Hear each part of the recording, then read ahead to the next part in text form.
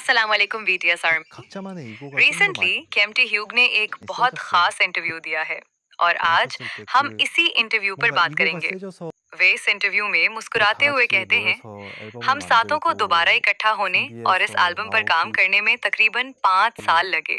अभी तक 걸린 यकीन नहीं आ 시간이 한 रहा 5년 정도 और 됐던 것 सच 같아요. कहूँ तो मैं 그래서 थोड़ा नर्वस 뭔가 भी हूँ।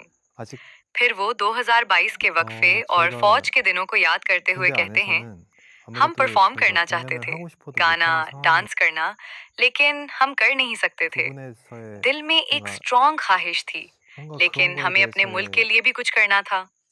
वे मजीद कहते हैं, 부름을 मैंने कुछ वक्त के 최대한 लिए बीटीएस के 제가 वी को भुला दिया और V라는 सिर्फ किम टेहंग बनकर जीना शुरू किया। BTS로 ये वक्त उनके लिए बहुत खास था। वो 생각하는 그 रोज एक्सरसाइज 가치관이나 करते, 뭔가 किताबें पढ़ते 몸이나 뭐 और अपने 운동도 अंदर 그렇고요. झांकते।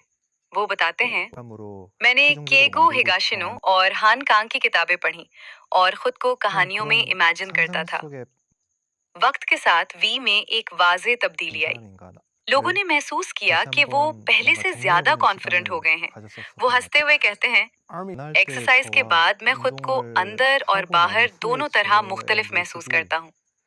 यहाँ तक कि वो 저는 105 किलो बेंच 105까지는 प्रेस भी करने 했었는데 लगे, लेकिन वो खुद कहते हैं, 근데 फौज 이제 में तो मुझे बेबी समझते थे।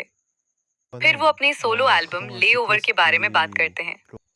लेओवर मेरे लिए एक ऐसा मोमेंट था जहां मैंने अपनी जर्नी को देखा। 제 인생에 ये जाहिर 있어서 करता है कि 지평이었다 मेरी जिंदगी सीधी 생각해서 नहीं है और मैं 이런 음악도 मुख्तलिफ 할 수 स्टाइल्स 있지만 आजमाना चाहता 저는 हूँ। 이러한 वे को 음악도 जैज, 좋아해요. क्लासिकल और मुख्तलिफ म्यूजिक स्टाइल्स पसंद हैं और वो चाहते थे कि आर्मी भी उनके ही मुख्तलिफ 리스너들한테 रंग देखे। 들려주고 싶었던 जब वो 부분이기도 दोबारा 하고 बीटीएस के साथ काम करते 제가 हैं 제 तो सबको 이번 लगता है कि शायद 앨범에서 ईगो 수록된 क्लैश 곡 होगा, 중에 제 스타일이 लेकिन 아닌 वे 곡이 वाजे करते हैं, 하나 ऐसा नहीं हुआ, बल्कि हमने एक दूसरे को और बेहतर बना दिया। 곡들 इसीलिए ये 중에도 제 एल्बम 스타일이 पहले से 분명히 ज्यादा 있었던 곡들도 पॉलिश्ड है। 있었었고 वो एक 이번에 बहुत 수록된 खूबसूरत बात भी 곡들 कहते हैं, 중에서도 줄 거니까 अगर किसी गाने में मेरा 거기에 हिस्सा 대해서는 कम हो 그냥 तो मुझे बुरा नहीं लगता, क्योंकि कोई 그냥 और मेंबर वो जगह ले 안도감 लेता है। 이런 거. 근데 फिर वो अपने 다만 फ्यूचर के 일곱 बारे में 멤버가 कहते हैं कि वो खुद को एक ही चीज तक महदूद नहीं रखना चाहते, चाहे म्यूजिक हो या एक्टिंग। 취지성인 것 같아요. वो 뭔가 हर 지금 चीज 제가 एक्सप्लोर 말하는 करना 거는 चाहते हैं।